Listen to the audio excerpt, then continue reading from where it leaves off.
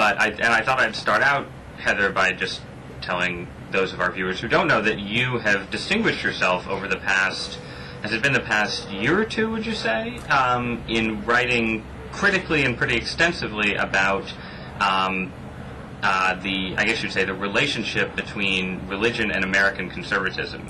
Well, we both contributed to a forum in the American Conservative. That's right. That was several years ago, right? Yeah, I think that was at 2005, maybe. Right, and that got a lot of people mad, right? Your contribution? Yeah, I take it. Fortunately, I wasn't on the receiving end, and I think they sort of screened the mad letters that they were getting. But I was arguing there, Ross, and I've continued to do so, that conservatism does not need religion to ground itself. I had been hearing increasingly over the years of the 2000s at conservative cocktail parties statements like what makes conservatives superior to liberals or Republicans superior to Democrats or indeed Americans superior to Europeans was their religious faith. I would hear conservative pundits say that without religion there can be no morality. And I wanted to make a case that in fact the core conservative values, things like recognizing the essential nature of personal responsibility, the importance of two-parent families, respect for the rule of law, and an appreciation of the vibrancy of entrepreneurship and the inevitable failure of government to try and run either an economy or families, that those are secular values. They can be grounded on reason, on an observation of human nature and evidence, and that to bring any kind of appeal to revelation into a political discourse, I find, is a conversation stopper. It works for people that share one's faith, but it is an irrelevancy to people who don't.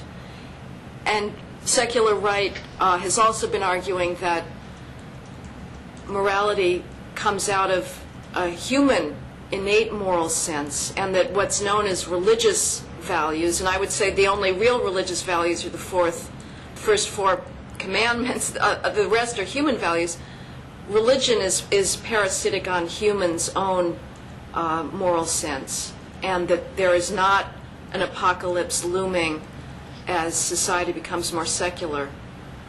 In fact, there's less of a difference that separates the religious and the non-religious today than there is between today's anodyne, tolerant, meek and mild ecumenical religion, which has been sort of whooped into minding its manners by Enlightenment values of tolerance, and the crusading, truth-asserting religion of the past. So conservatives' appeals to religion today I find a little ahistorical. I always want to ask, whose religion, from which period should we be enforcing the Sabbath again? All of us, certainly our businesses, are violating the Lord's commandment.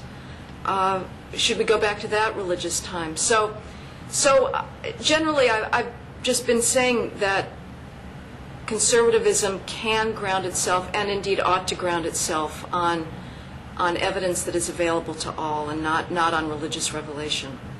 So how do you think that a secular conservative should think about religion, and I mean religion generally, but also religion in, I guess we can say in the West, but in the United States in particular? I mean, as if you're a secular conservative, sort of invested in sort of conservative ideas of what America has been and what it should continue to be and so forth, how do you look at the role that Christianity in general, religion and so forth, has played in American society? Well, it's obviously been a great source of strength to many people, and religious faith has allowed people to overcome extraordinary sorrow and suffering. It has given them courage to fight injustice. There's no question that religious faith played a massive role in the civil rights movement. And it has inspired great works, there's no question.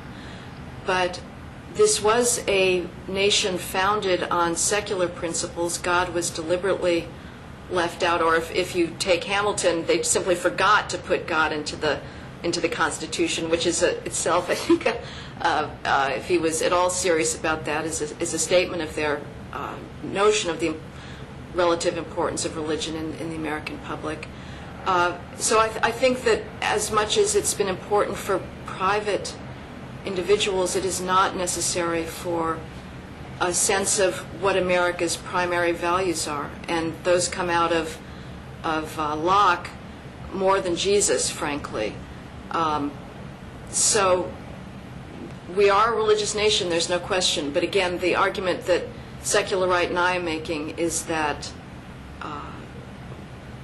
the values that we hold dear are human values. Those American values are human values. Right.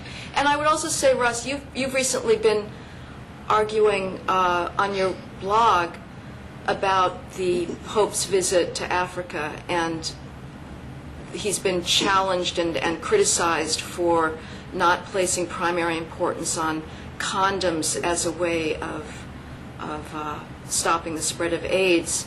And you've argued that it is as moral and as, frankly, as scientific to argue for sexual responsibility and modesty. And there again is a place where I would agree with you. I don't think we need to ground that in religious values. As a conservative, I couldn't agree with you more that sexual promiscuity is a threat at its extremes to social order, and is also a vast, unacknowledged contributor to AIDS, both here and in Africa.